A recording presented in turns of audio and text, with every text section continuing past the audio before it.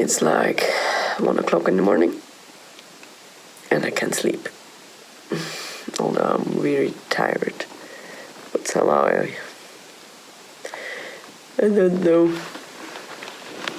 I am still way too excited about everything that happened today and about this place here.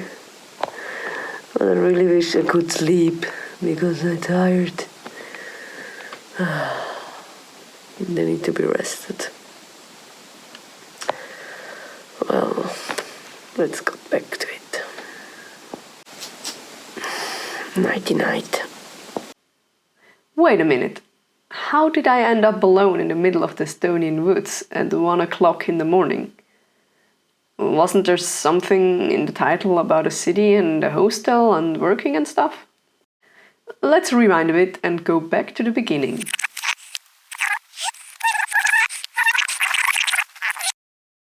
As you might know, I quit my job in IT to find out what I really want to do with my life. For more about the why and how, you can look at my What is this channel about playlist. After quitting, I started to create a mind map where I gathered all the things that I'm interested in and stuff that might be a possible future career for me. For example, tourism and hospitality. Now, I planned to dip my toe in all of the big categories that can be found on this mind map. One way to do this is Workaway. Workaway is a platform where hosts can look for help and volunteers can look for work. Work should be around 4 hours a day, 5 days a week, and the volunteers will get free food and accommodation in return. So that's the theory. Via Workaway, I found this eco hostel in Estonia. The description read that there will be repetitive tasks, like cleaning the rooms, but that they also have many eco projects running, like an aquaponics system and repair cafe. For me, that sounded like a nice opportunity to learn about running a hostel as well as about living a more sustainable lifestyle. A few disclaimers here. First, 2 weeks won't be enough, of course, to find out if a job really is the one for me in the future. But I think that 2 weeks could be enough to tell you if something for sure isn't the right thing for you. And on my opinion, that's already pretty valuable to know. Second, working in an eco hostel in Estonia, of course, doesn't tell me everything about the whole area of tourism and hospitality. It will give me some insights, but I think working in a hostel at another place, or working in a bed and breakfast, or working as a tour guide, or whatever, they all work completely different from each other, I guess. Of course, working in that hostel in Estonia, one won't tell me, yes, the whole area of tourism and hospitality is a no-go for me, or is something I could pursue in the future. But I do think that all those things have something in common, in at least, and that I can learn something valuable for me from that. Okay, so back to the story. The host was glad to accept my offer to come and work there for 2 weeks. So I packed my bags and went to Tartu, Estonia.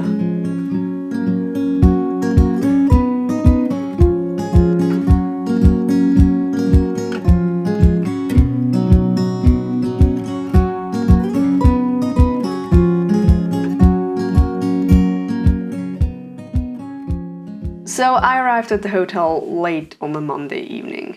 Another volunteer showed me where I would sleep, a bunk bed in the biggest dormitory with another 15 beds. I only met the manager the next day, and since there was so much work to be done, the other volunteer showed me how to clean and prepare the rooms first thing. After that, I was able to get some time from the manager so she could talk me through it. But I quickly noticed that the main thing on the plan would be cleaning and preparing the rooms, and that the other volunteer was supposed to show me the ropes in that regard. After 2 days, it was pretty clear that there is way too much to do for us 2 volunteers to be able to work on anything else than cleaning. So that means we mostly did clean the rooms, prepare the beds, do the laundry, water the plants, and generally just clean up after the guests. Unfortunately, I also didn't find very much, especially ecological about the hostel. The aquaponics system consisted of a tank with one goldfish, and the attached plants, they were mostly dead. The repair cafe wasn't even mentioned once. I don't know if that even still exists. And well, the recycling system, this seemed to be far too complicated for the guests. And so the guests didn't really care, they just threw their stuff in any of the bins. And this in the end just meant that we volunteers had to put the trash together in one bin as well in the end, because we couldn't separate it afterwards. I mean, I could just have left. It's not that there was a contract or anything that was binding or keeping me there. But in the end, I just decided to stay there for the whole 2 weeks and just treat the whole thing more as a holiday with a little bit of work, instead of treating it like the learning opportunity I would have loved it to be. But in the end, I just took this as a great opportunity to learn more about Estonia and explore the city of Tartu.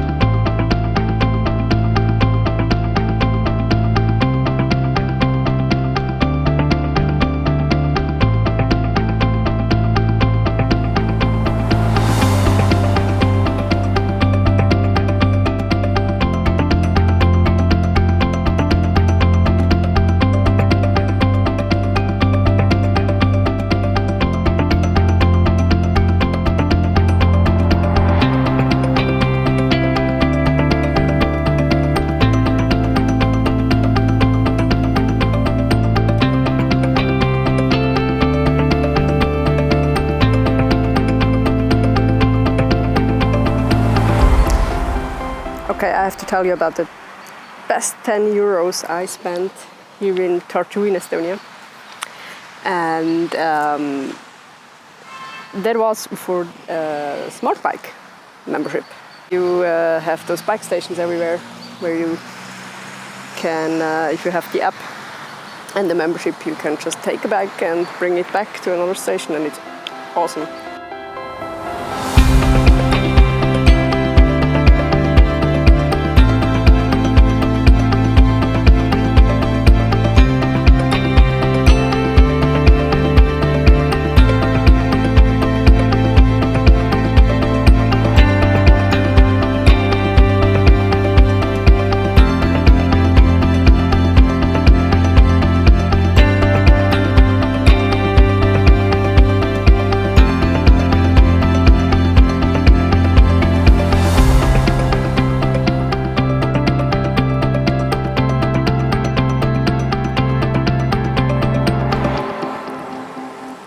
And I just remembered that I might have lied to you about this best 10 euros.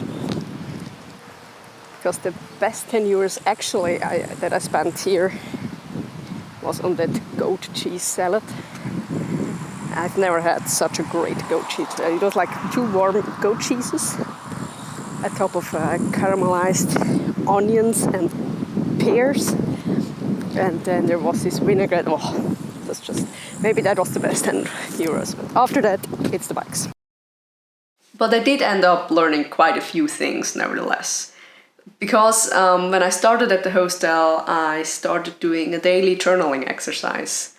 So each day I tried to answer the following of the 3 questions. What excited me today? What drained me of energy? What did I learn today? You can find more information about this exercise on my blog at beingunderconstruction.com. So here's a selection of my answers for the first week working at the hostel. First, what excited me today? My co-volunteer is very nice and we get along well. I will be having 2 free days in a row, so I can go to Tallinn over the weekend. Learning about Estonia's past in the museum. What drained me of energy? Not having clear instruction what is expected of me. The stress with the cleaning, 4 hours isn't enough to get it all done. The way too hot weather. It was over 30 degrees most days. What did I learn today? Estonia is very modern and digitalized. Hostel guests can be a bit weird and creepy. I am a quite fast cleaner when I have to be. I do get in touch easily with strangers. And I love traveling alone. So what I already could see after this first week working there was pretty much none of the things that excited me really had to do with the work I was doing there. And on the other side, the things that drained me of energy, they did had a lot to do with the work I was doing there. So after 5 days of work, I had 2 free days in a row, so I decided to use them for a trip to Estonia's capital, Tallinn. I just arrived at my hotel in Tallinn because I'm doing a short-term 2-day trip to Tallinn from Tartu. And I'm here and it's a hotel room with my own bed, clean sheets and clean everything, privacy, and the shower that has water pressure. I don't know yet, but I hope so. Oh, thank you.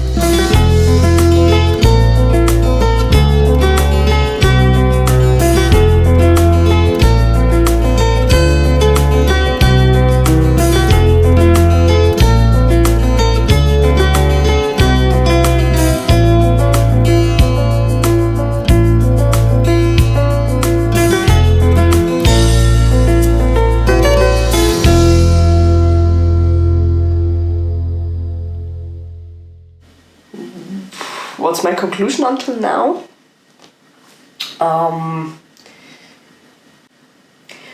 Well, first of all, I was hoping the work would be a little bit different from time to time. The only thing I'm really doing is preparing and cleaning the rooms. So they don't really want to give us volunteers any of the work at the reception or organizing our own shifts and stuff like that. So that's a little bit sad. And honestly, the other thing that I thought we would be doing would be more interaction with the guests, because that's what they said, making them feel home and so on. But in the end, the guests in the hostel, they prefer to stick to themselves. Many who are staying there don't even leave the hostel that much. I guess they're not the usual tourists. Some of them are staying because they're working there. Yeah, so that's a little bit sad, because many of the tasks or many of the areas of working with tourists, I'm not really getting into. And one thing I notice is that physical labor is rewarding.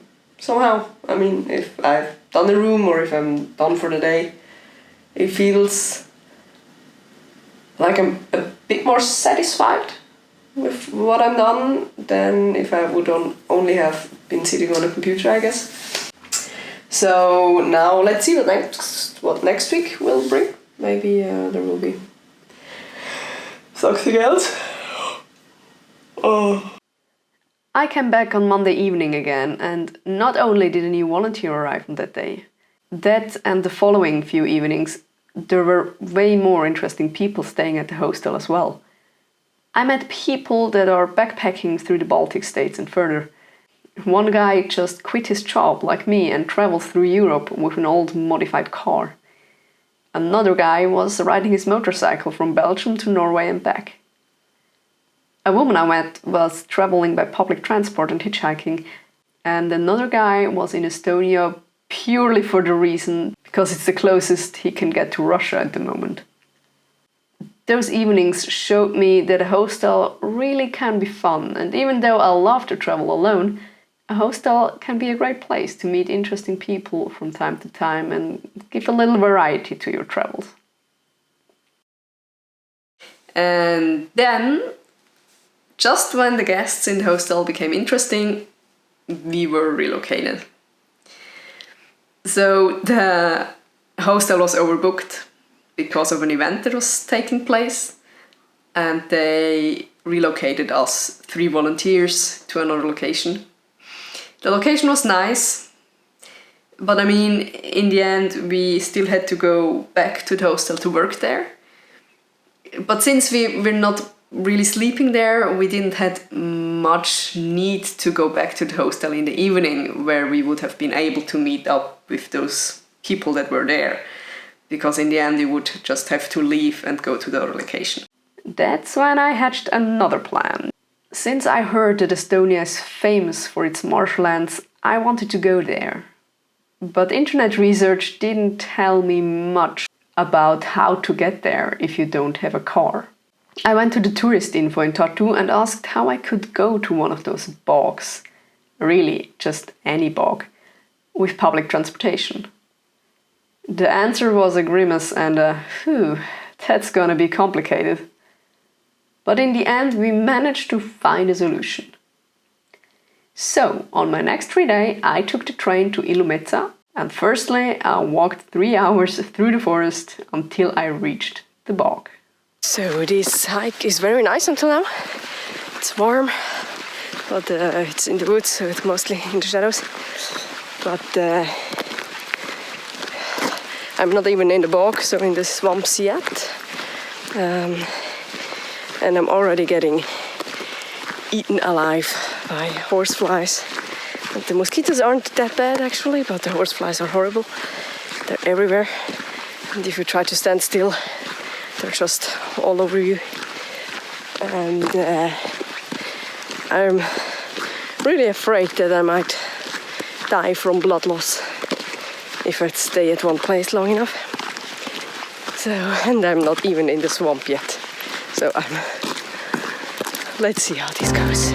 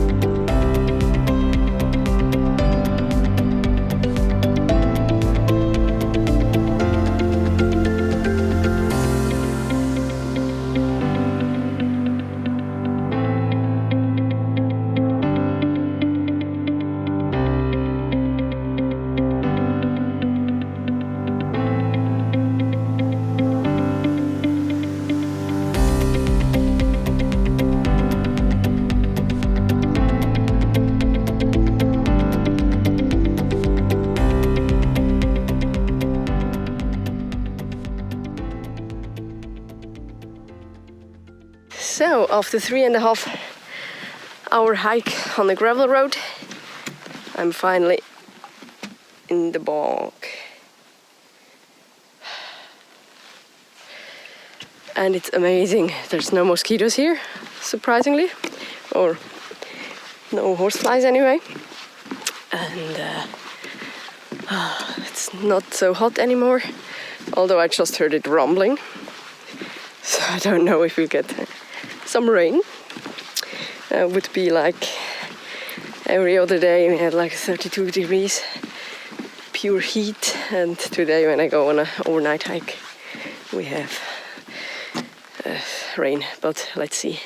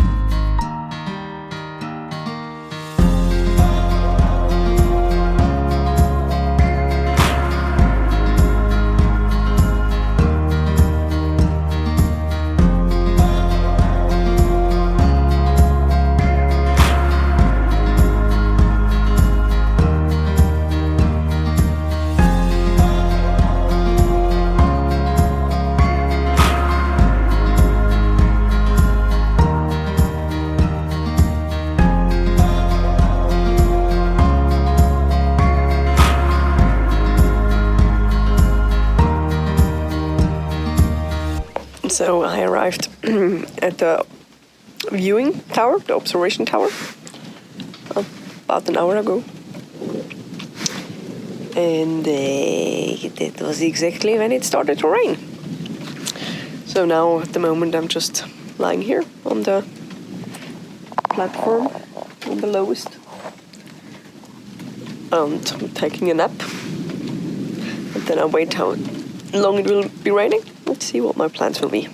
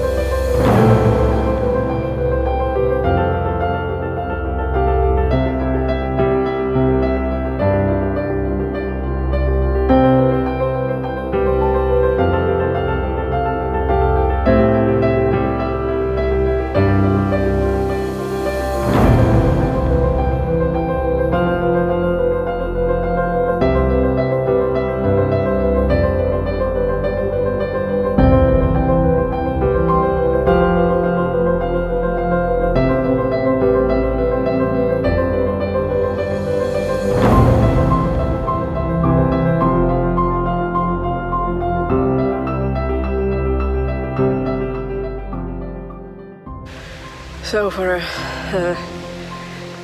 on the search for a place to sleep tonight, I think I just found the most amazing place ever, honestly. Let me check it out first and then I will show you.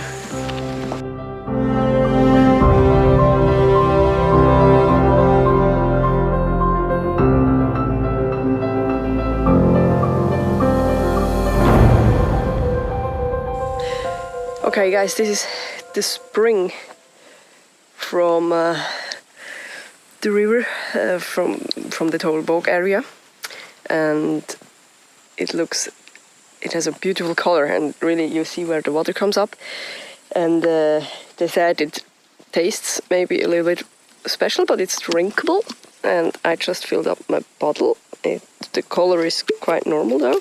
Now let's have a taste.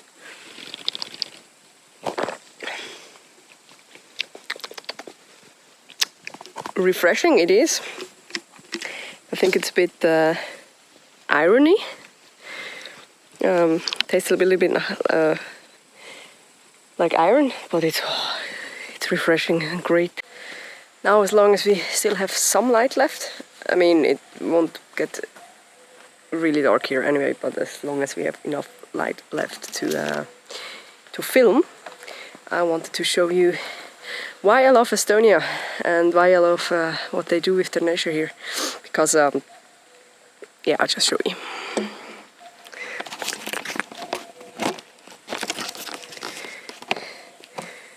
So there's this institution called the RMK, and yeah, here it is. The RMK, and they have all those maps, and they have a really great app regarding hiking and everything. It's really great, and they have those places like this, where they are just setting up. Where they're just building huts or campgrounds. This is not a campground, but a past like 3 different campgrounds, and so there are like these outhouses everywhere. So there's a compost toilet that everybody could use with toilet paper, and then there's a wood shed, so you could use it to make fire. And then you have this hut where you can, it's pretty dark now, but let's see.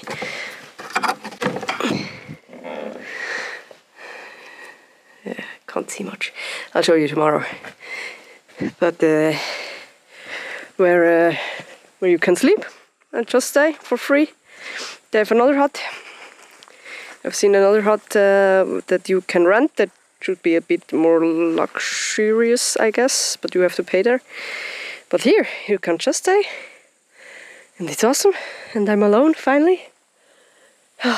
So I'm out for it today.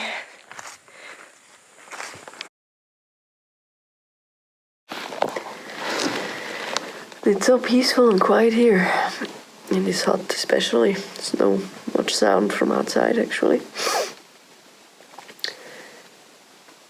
But still, no sleep. Right. Now, that's how I ended up there. A not too satisfying working opportunity and the firm conviction to get to one of those bogs.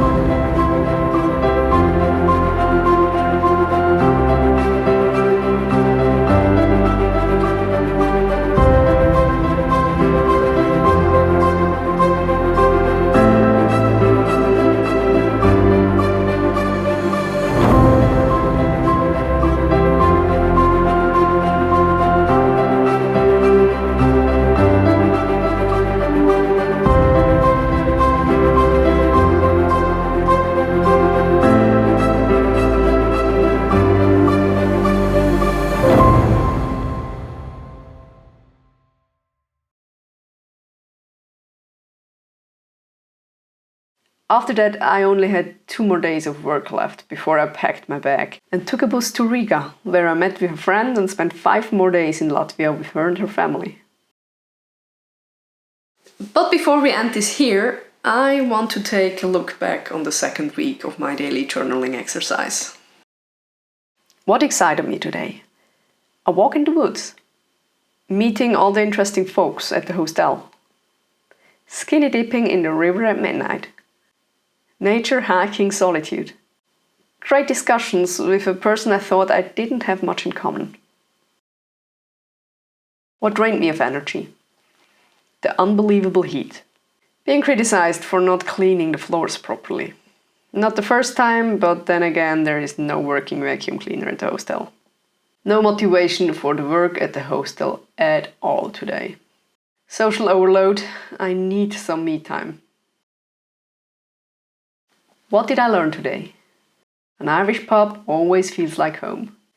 People that are passionate about something always fascinate me, and I instantly want to learn everything I can from them. A nice word can get a long way. Being complimented instead of criticized for your work helps a lot with motivation. Communication is key. If you are not 100% sure that you understood something, better ask again. It will save some work.